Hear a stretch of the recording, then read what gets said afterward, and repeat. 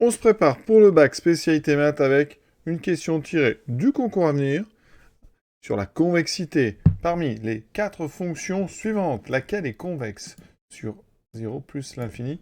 Il faut aller le plus vite possible. À vous de jouer.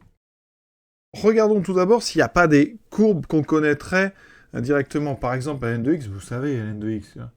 Ça, c'est à connaître absolument par cœur. La courbe de ln de x, vous savez qu'elle est comme ceci. De toute façon, la dérivée, c'est 1 sur x. La dérivée seconde, c'est donc moins 1 sur x2. C'est négatif. Tout le temps, c'est une fonction qui est concave. Donc, on élimine ln. ln est une fonction concave. D'accord? Pour ceux qui veulent, je dérive une première fois, ça fait 1 sur x. Je dérive une deuxième fois, dérivée 1 sur x moins 1 sur x2. Vous avez donc une dérivée seconde qui est toujours strictement négative. Donc, dérivée seconde négative, la fonction est concave. Donc on élimine déjà la C. Il y en a une deuxième que vous connaissez, c'est celle de la B. Alors, vous connaissez en tout cas son opposé.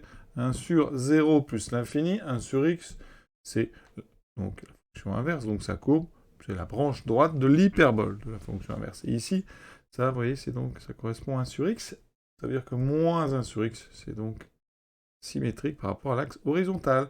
Moins 1 sur x, donc vous voyez bien que ça n'est pas du tout la courbe d'une fonction convexe, au contraire, elle est concave. Ici, on veut faire des dérivés. Ici, on dérive moins 1 sur x, le moins va rester. Je dérive 1 sur x, ça fait moins 1 sur x2, ce qui fera donc plus 1 sur x2. Et on redérive 1 sur x2, ça fait moins 2 sur x3. D'accord? Donc c'est strictement négatif. On a donc effectivement bien la courbe bleue qui est la courbe d'une fonction concave. On peut éliminer la b. On a donc plus que 2 propositions. Alors il reste 2, alors là, on peut partir de la première, on dérive une fois, puis 2 fois. Donc ici, je vais donc partir du a. Si je dérive une première fois, donc c'est du ln de u.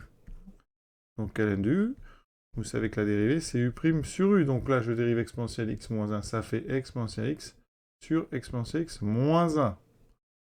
Ça, c'est la première dérivée. Maintenant, il faut que je dérive une deuxième fois pour avoir la dérivée seconde. Alors, il y a du travail parce que c'est u sur v, vous voyez? Alors, on peut se dire, est-ce que l'autre, ça ne sera pas plus simple puisqu'on aura exponentielle x plus 1 au dénominateur au lieu de moins 1. Donc, je vais être obligé, on va dériver ceci. Donc, c'est du u sur v. Donc, u'v moins uv' sur v carré. J'ai déjà mis v carré. Je mets maintenant u'. Donc, je dérive exponentielle. X, c'est exponentielle x fois v moins u fois la dérivée du dessous, donc de v. Et là, il reste que l'exponentielle, le moins 1 disparaît. Vous voyez qu'en développant en haut, les exponentielles x fois exponentielle x disparaissent. Il me reste en fait pas grand-chose. Il va me rester exponentielle x fois le moins 1, donc moins exponentielle x sur exponentielle x moins 1 au carré. Alors ça, en bas, c'est strictement positif. En haut, il y a un exponentiel qui est strictement positif. Donc ça, à cause du moins, c'est strictement négatif. Donc ça veut dire que f seconde de x ici est strictement négatif sur, il n'y a pas de problème, c'est sur 0 plus l'infini, parce que sur 0 plus l'infini, exponentielle x moins 1, c'est bien positif. Donc la fonction ici, elle est concave. Donc ça n'est pas la première.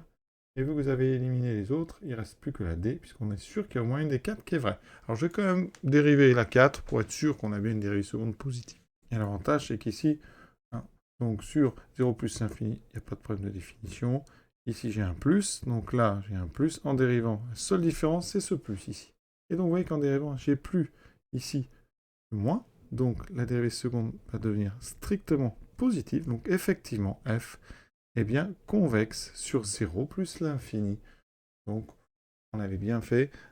D'accord? Donc, l'option que vous avez, c'est d'éliminer le b et le c très vite. Alors, ça se dérive vite. Le a, alors soit vous dérivez le a, soit vous dérivez le b, le d. De toute façon, si vous aviez choisi le D tout de suite, vous n'avez pas besoin d'aller plus loin, c'est forcément lui.